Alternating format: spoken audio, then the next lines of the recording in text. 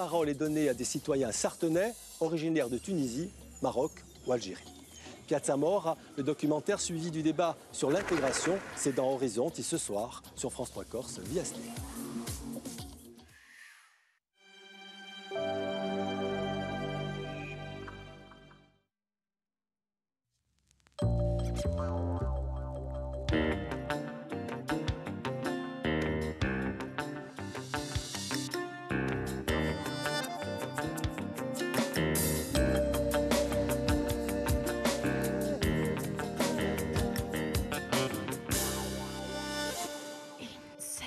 Mesdames et messieurs, bienvenue sur le plateau de Prima Insem et seconde partie. Bienvenue Christina, ça va? Ça va et vous Luc? Impeccablement bien. Super. Oui. Bon, bah super. On a un super programme en plus. Oui, on a beaucoup de choses à montrer aujourd'hui. Hein. Oui. Donc on perd pas de temps comme chaque jour. On perd pas de temps, on va retrouver Colombe à Bocognane pour la question du jour.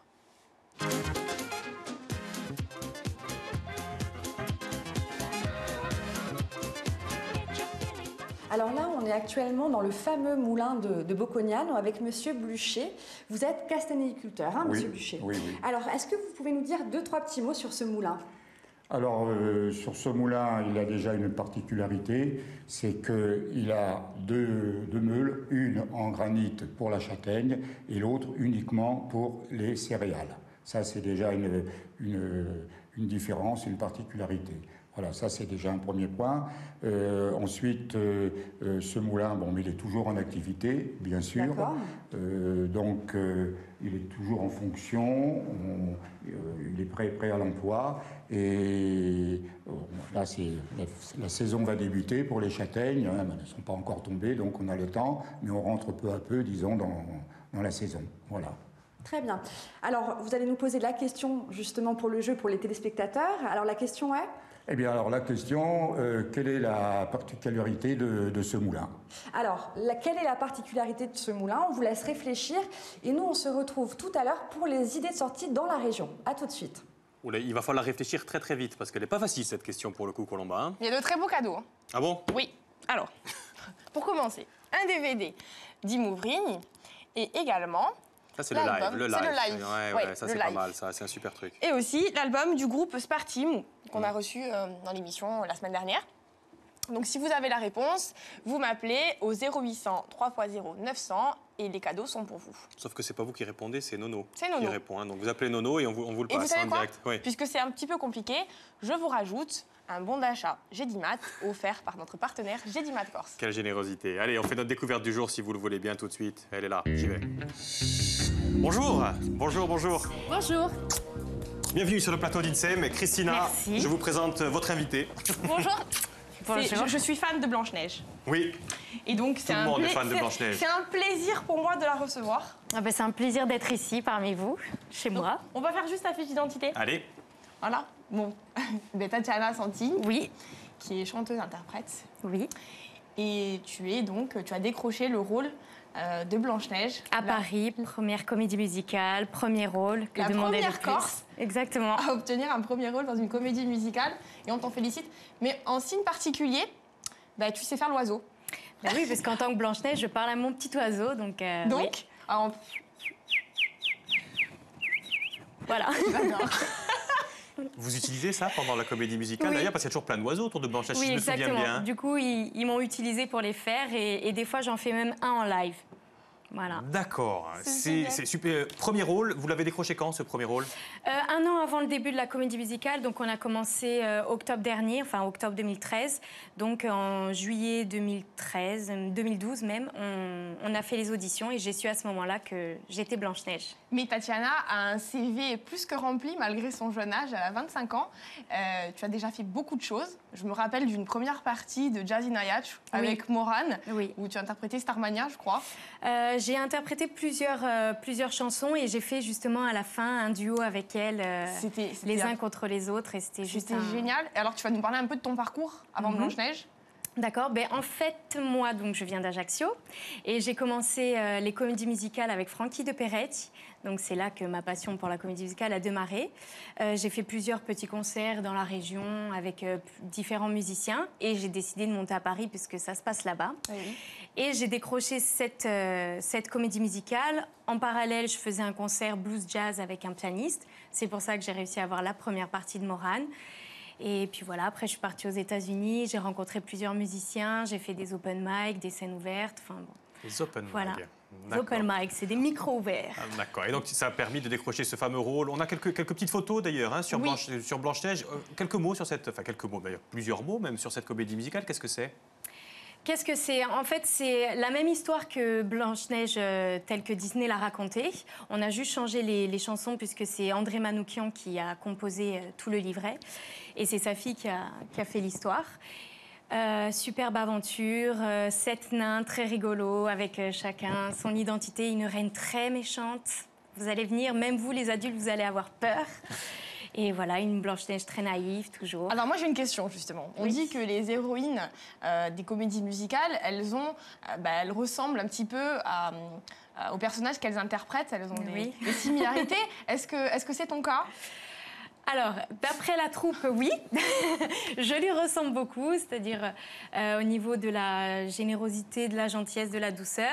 Et des fois, un petit trait de naïveté, mais pas comme elle. C'est-à-dire que au bout de la 3e fois, je pense que j'aurais compris que c'était la reine en dessous, mais bon. Et vous croyez au prince charmant, d'ailleurs, quand on est... Je crois que même si on sait que ça n'existe pas vraiment, on y croit toujours. Vous, Christina, vous croyez au prince charmant? Non, mais moi, je comprends pas pourquoi on dit ça aux petites filles. Depuis toute petite, on nous dit, vous allez rencontrer le prince charmant. Mais c'est pas vrai, en fait. Voilà, Il y a des histoires, oui, on ne sait jamais. Il faut que je garde l'espoir. D'ailleurs, regardez, c'est ça. Si vous m'avez conseillé de mettre ça, regardez le prince charmant, voilà, se transforme la plupart du temps. On regarde un petit extrait quand même de cette comédie musicale, parce qu'on va dire, elle vient en Corse, bien sûr, si vous êtes là, c'est parce que vous allez être là au début du mois de décembre. Le 3 décembre. On parle des dates. Non, on parle des dates après. On parle des dates après. On regarde un petit extrait. On regarde un extrait. Qui êtes-vous? Je m'appelle Blanche-Neige. Pourquoi êtes-vous entrée subrepticement chez nous? Si vous m'autorisez à rester, je pourrais vous aider. Non, mais nous aider à quoi, princesse? C'est pas la vie de château ici. Topez-la, princesse!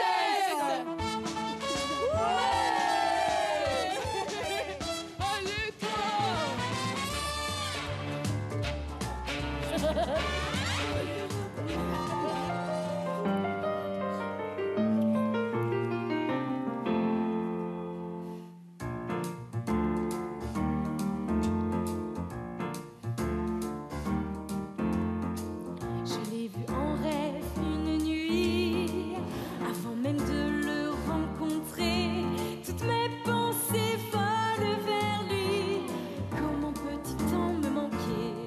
Dernier bien. Ah. Le voilà. Non. Merci à toi, mon enfant. Tu ne pouvais pas me faire plus plaisir. Par les forces du mal, je t'ai anéanti.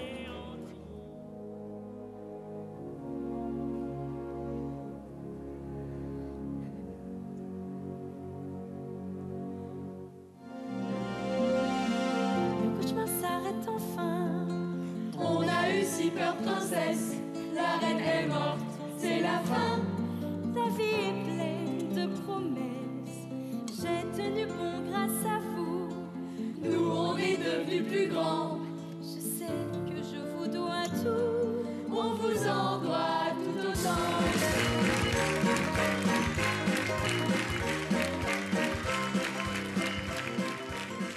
Ça a été enregistré où, ça? À Bobino, théâtre Bobino. C'était quand? Alors l'enregistrement, ça devait être mars, février peut-être. Voilà, on a joué pendant 6 mois là-bas. Et Bobino, quoi. Ouais, avec Edith Piaf, enfin tous les grands qui sont passés par là, c'était juste parfait. Et maintenant, Tatiana. Et maintenant, encore Tatiana. Une grande. Exactement, mais exactement. Oui. Je n'osais pas le dire. Donc ça se passera au Palatine, ou à Ajaccio. Une seule date en Corse? Oui. Pourquoi? Ben, je sais pas. Il faut revenir après, hein, je crois, vous qui parce décidez. qu'une seule représentation, ça va pas suffire. Hein. Ah ben moi, avec plaisir, hein, je vais dire.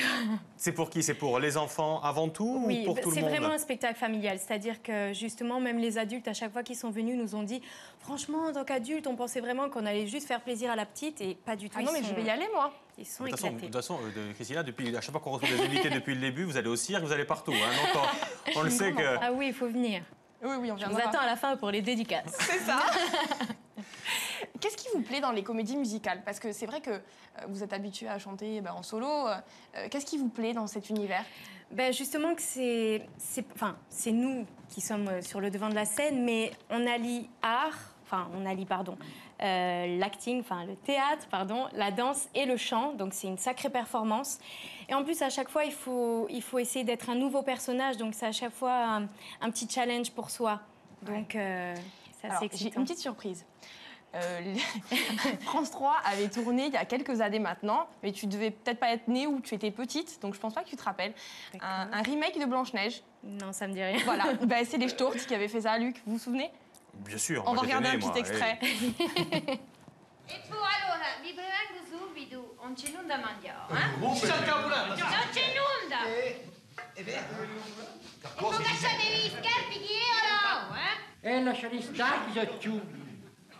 Sono ciughi? Sono annuli, cosa ne esse? Sono cogliughi. Ma, quelli perché dici che tengono più caro a te che a me. Ma io no, capisci? Ma stai bastante, se ti tengono più caro a me, di chi sono più bello, no? Certo. Specchio, qual è la più bella? Quando tu sei a zezza, il principe è il più bello.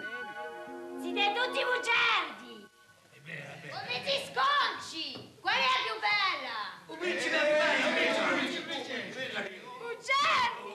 Siete tutti bugiardi! Non vi posso più bene!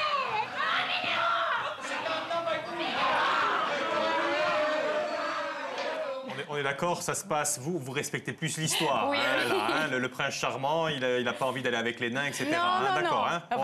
Je ne suis pas au courant, en tout cas. Il ne me l'a pas dit. Bon, ceci dit, ça nous a donné l'idée d'un quiz. Tout ça, c'est surtout vous, Christina. Donc, on fait un petit jingle et on va voir si vous êtes vraiment une spécialiste de Blanche-Neige. Tiens, tout de suite.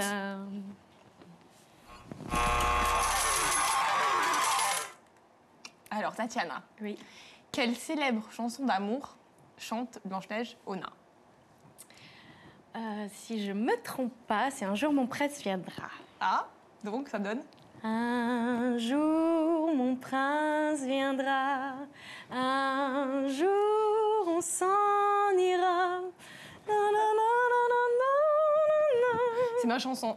Ouais, vous chantez vraiment, vraiment bien. Vous étiez passé au live avec Laurent Vital il y a quelques temps de cela. Juste avant Blanche-Neige, en fait, on avait justement... Elle avait chanté Astasia. Et juste après Blanche-Neige, qu'est-ce qu'il y aura? Vous allez faire quelque chose? Vous y pensez déjà ou pas? Oui, évidemment, on y pense toujours parce que... Voilà, on ne peut pas juste rester sur Blanche-Neige. Je prépare mon album. Donc voilà, j'écris les chansons et je travaille avec un compositeur. Et j'ai pas mal de concerts aussi avec des amis pianistes. Donc on continue de vous suivre. On finit le quiz rapidement, Christina. Le quiz. Alors, en quelle année le premier long métrage de Walt Disney, donc Blanche-Neige, est-il sorti? Oh là là, là c'est une grosse colle. On va vous faire manger la pomme empoisonnée, ouais, si vous... Je crois que je la mérite, là. Je suis désolée, non. Non 1937. Oui, j'étais pas loin. C'est tout? Il y a deux questions. Et une dernière. Et quel est le nain à découvrir Blanche-Neige, le premier, quand vous rentrez dans la maison? Alors, dans mon spectacle, c'est Simplet. Oui. Donc, c'est Simplet. C'est Simplet. Bravo. Eh ben, voilà. Bon, vous ne mangerez pas la pomme empoisonnée, promis. Merci. Alors, on fait une petite pause si vous le voulez bien. On rejoint Colombin, qui est toujours dans la région de la Gravonne, qui vous dit quoi faire si vous êtes dans le coin. Regardez plutôt.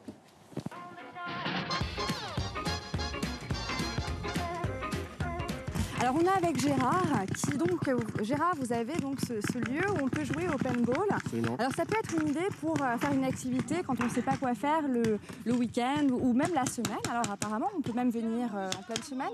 Voilà, on est ouvert en fait 7 jours sur 7 toute l'année, sur réservation, de 9h du matin jusqu'à 23h. On peut jouer aussi en nocturne. Les groupes en général c'est des groupes d'amis, des comités d'entreprise, des centres de loisirs, le lycée technique là en ce moment. Enfin, toute personne désireuse de vouloir s'amuser en pratiquant un peu de sport. En quelques mots, c'est quoi le principe du paintball? Le paintball, le principe, c'est deux équipes qui vont s'affronter, équipées avec des fusils qui propulsent des billes. Au contact de l'adversaire, la bille explose, ça fait une tache de peinture, ça prouve la marque, la mise en jeu de l'adversaire. Là-dessus, il y a différents terrains avec différentes missions. Et le but, bien sûr, c'est de remplir sa mission sans être touché. Alors, à partir de quel âge on peut jouer au paintball? On peut pratiquer le paintball aujourd'hui à partir de 10-12 ans. Juste une question de maturité par rapport au fait que si l'enfant est trop jeune, si Le paintball, ça fight un petit peu, il va être marqué, il va perdre. Donc il ne va pas forcément accepter la défaite. Mais à partir de 10-12 ans, la maturité de l'enfant le permet. Et on a des gens qui ont même jusqu'à 60, même plus, qui sont venus jouer au paintball. Alors, quand on vient jouer en équipe, il faut être, on doit être à partir de combien de personnes Il faut être minimum 6 personnes, c'est un sport d'équipe. Donc 3 contre 3, les phases de jeu sont beaucoup plus intéressantes. Et on peut aller dans le nombre illimité en loisir, puisque plus on est de fous et plus on rigole. D'accord. C'est dangereux? C'est quand même un petit peu dangereux ou pas? C'est un sport qui est dangereux dans le fait que les billes volent à 100 mètres secondes. Donc ça nécessite des protections bien particulières, un masque, protège-cou, un body, des gants, enfin tout un équipement qu'on fournit sur le site. Bien sûr, c'est une activité que je ne conseille pas à faire en dehors d'un site de paintball. D'accord, très bien. Dernière question, le coût, combien ça coûte pour venir faire une après-midi de paintball ici? L'activité ici, c'est pas très cher. On a adapté les forfaits pour 2 heures d'activité, c'est 35 € par personne. Et la demi-journée ou la journée entière, il faut compter à peu près 50 €. Simplement. D'accord, ben, merci beaucoup Gérard. Alors une idée de sortie pour la vallée de la Haute-Gravonne. En tout cas, nous on se retrouve demain du côté de Carbouche et demain on va parler de chasse. À bientôt, au revoir. Au revoir. Allez, à demain, Colomba. Tatiana, vous êtes là pour quelques jours, hein, vous venez de Paris, vous faites juste une escale avec nous. Oui, ben, j'en profite pour voir toute ma famille et puis pour profiter de ma Corse, oui. Un petit paintball, ça vous dit, là, en attendant? Ah, pourquoi pas? J'ai jamais fait. Pourquoi pas? Allez, en attendant, on accueille la gagnante du jour, tiens, qui arrive tout de suite après ça. Pierrette, bonjour. Bonjour. Vous nous appelez d'où, Pierrette? Je vais Naco. Ah, génial. Qu'est-ce que vous faites dans la vie? Je suis aide-soignante. Ah, beau métier. Aide-soignante, Ouais. on a parlé un petit peu de ça hier dans l'émission. Je ne sais pas si vous l'avez suivi du côté... Oui, vous avez regardé, tant mieux. J'écoute tous les jours. Fidèle téléspectatrice. Oui, je voulais dire que la dame chantait bien aussi. Ah, c'est gentil, merci beaucoup. La demoiselle. Hein. Non, la demoiselle, oh là là. D'ailleurs, on se demande, mais vous avez quel âge? Vous êtes toute jeune. 25 ans. 25 ans, vous avez encore l'avenir devant vous. Merci beaucoup, Pierrette. Merci Jean-Luc, votre pouce me plaît. Pardon? Bon? Votre coup de pouce est pas mal. Ah, d'accord. Vous nous donnez la réponse, Pierrette? C'est 2 meules. Oui. Un pour les céréales et l'autre pour la farine de châtaigne. Bravo, vous avez gagné. Quelle culture, Pierrette, impressionnant. Hein? J'ai écouté ce qu'il disait quand même. Eh ben, c'est bien. Bien. Bravo, belle écoute. Exactement. Vous êtes fidèle téléspectatrice, en plus vous écoutez bien. On vous envoie tous les cadeaux prochainement avec un petit mot. Vous envoyez un petit mot, hein, oui, quand je même, vous envoie Christina. un petit mot. D'accord.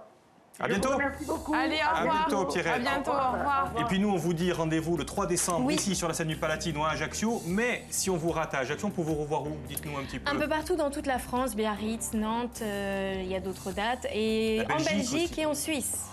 Oui. C'est parti pour combien de temps, la tournée? 2 mois et demi, 3 mois. La vie est belle, Tatiana? Exactement, magnifique. Une fille heureuse sur le plateau, ça fait plaisir. Et puis vous aussi, ça va, Christina? Moi, très bien. Bon, mais tout le monde va bien, oui. Merci. Merci beaucoup, Tatiana. Merci à vous. Et merci de nous avoir suivis avec beaucoup d'attention et de fidélité. On se donne rendez-vous demain. Vous l'avez compris, demain, on va parler de chasse du côté de la Gravonne. Ça va être encore très intéressant. On va parler de quoi, nous, demain, dans la dernière partie de l'émission? Des musicales de Bastia. Ah oui, on reste dans la musique. On reste dans la musique. À demain. À demain.